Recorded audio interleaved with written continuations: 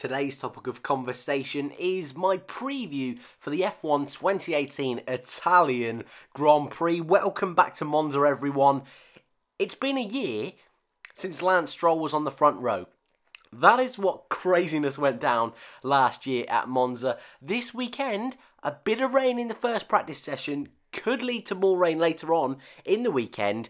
Could be the same, could be just as spicy, but fingers crossed, and 9 out of 10 is going to be very likely, it will be more spicy and more juicy than Spa was. Last time out, the Belgian Grand Prix, in my opinion, was the dullest race of the season, up there with Canada, for one of the worst races we have seen yet. So, also in my opinion, we can't get worse than that. So we head to Monza this weekend with that team on the screen right now, Ferrari, looking to be the dominant force.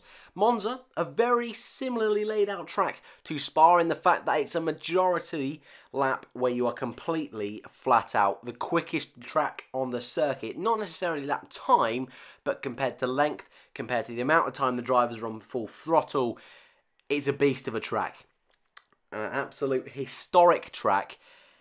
And I think a lot of F1 fans, the majority of F1 fans, always love coming here to the home of the Ferrari, the home of the Tifosi, maybe the most recognisable fan group in Formula 1.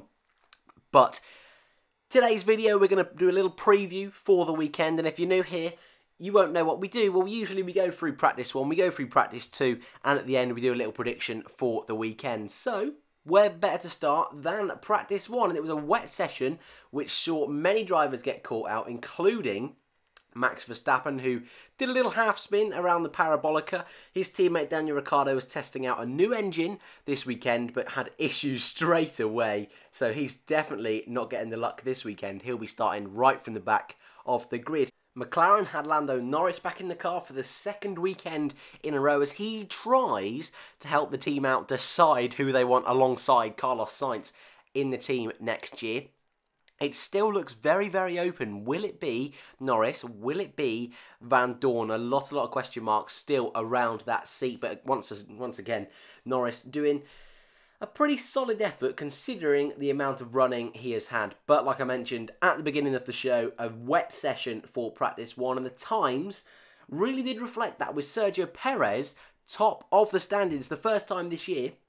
Force India are at the top of those times, and the first time in Racing Point Force India's history they were at the top of a practice session, or any session, that is indeed. Kimi Raikkonen was P2 for Ferrari, Ocon P3 for Force India, P4 Brendan Hartley in the Scuderia Toro Rosso. Toro Rosso's home race, they look really strong actually, and they definitely look more competitive than a lot of the Renault engine cars. So for Red Bull going forward for next year, they're going to be having Honda engines, so that is really impressive for them. P5, Daniel Ricciardo, with those issues early on, managed to get out a little bit later on near the end of the session when the track was drying up and put in a few good laps. P6, Pierre Gasly, and P7, Max Verstappen. So all 4 of the Red Bull teams, or drivers, were very, very close indeed. Carlos Sainz P8 with Hülkenberg P9. Hülkenberg will be starting from the back of the grid this weekend. Bottas P10, the lead Mercedes that was. They struggled in practice. Very limited running, only 14 laps between the two of them. Lewis Hamilton 11th, Charles Leclerc in P12. Magnussen, the lead Haas in P13 with Fernando Alonso in P14. Romain Grosjean was 15, 16 Marcus Ericsson, Sebastian Vettel down in 17th, only completing 4 times laps. He had a few issues in first practice. 18th Sergei Strokin, 19th Lance Stroll, and 20th Lando Norris.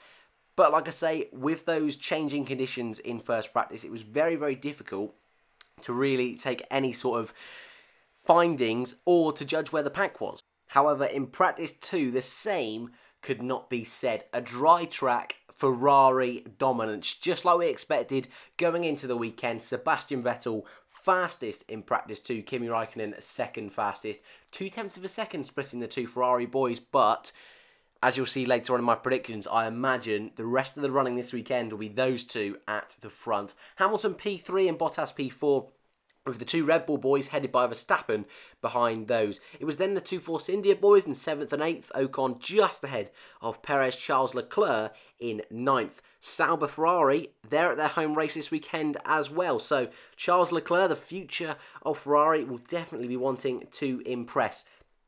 Behind Leclerc was Nico Hülkenberg, Romain Grosjean, Carlos Sainz in P12, Magnussen 13th.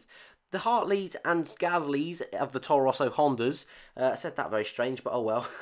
They didn't seem to be as quick in the second practice, mainly because it was dry running, mainly because of that Honda engine. But come qualifying, come the race, that could very well be a different story. Sergei Sorokin splitting those two in P15. P17 was Lance Stroll.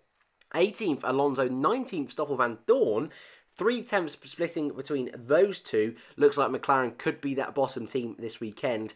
And last, and 2 laps completed, no time lapse completed, was Marcus Ericsson with what was one of the biggest shunts of the season. I'm sure you've all seen it by now. Heading into turn 1, DRS wouldn't shut.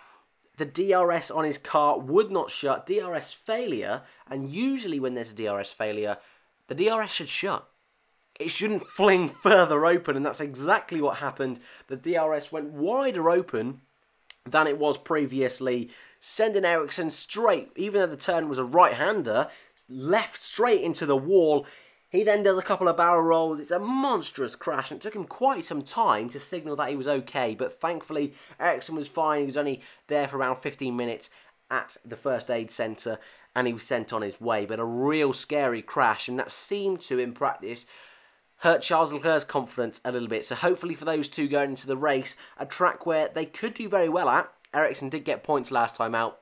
Hopefully for those two, they can have a clean run and get some double points for Sauber. But Ericsson wasn't the only one in the barriers in second practice. Sebastian Vettel once again having issues in second practice. He lost it at the Parabolica, where Max Verstappen lost it in practice 1. However, this time Vettel went wide through the gravel and into the wall. Luckily, not a lot of damage on that Ferrari, and was able to bring it home back to the pitch to get it sorted, to come out for a few more laps, and then he was able to post that time. But before I leave you guys, I just want to go through my predictions for the weekend, and a little notice at the end regarding a little bit of news that I might do a full video on tomorrow, but we'll have a little discussion at the end. But predictions, that's why you're all here. You want to know what I think. I want to know what you think at the same time, so put your predictions in the comments below.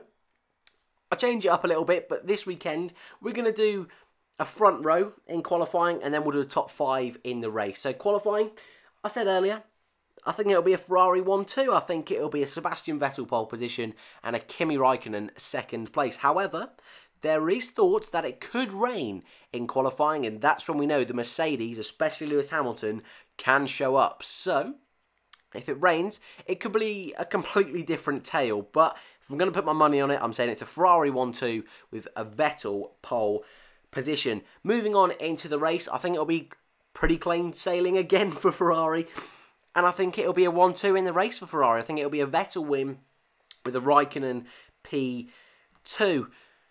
I don't usually keep it very clean in these sort of videos. And what I mean by that is I usually go a bit left of field with my predictions, let's say. So this time out, we're gonna hold back a little bit. And we're going to say a Lewis Hamilton 3rd and a Valtteri Bottas 4th. I know, a bit boring, I'm sorry. But 5th place, we're going to go a bit left of field, and we're going to go with a Charles Leclerc. Charles Leclerc I'm going to go for in 5th place. A very left of field pick, but I'm hoping some more lap 1 carnage, some drama in the midfield and between the two Red Bulls would definitely spice up the Italian Grand Prix. The bit of news I mentioned was the F1 2019 calendar. That was launched today, or at least the first draft was, at least. I am going to do a video separately on that, but if you want to see any more on that, I will put links in the description to links for the whole calendar. The big story on it, I'll quickly go and quickly mention, is Germany. Germany seems to be on the calendar for next year, so that is fantastic news for Formula 1. But guys, just before I go, I want to quickly mention, I want to know your predictions for the race. Put them in the comments below. Thank you for watching as always. I hope you enjoy the Grand Prix, and I'll see you in the next one.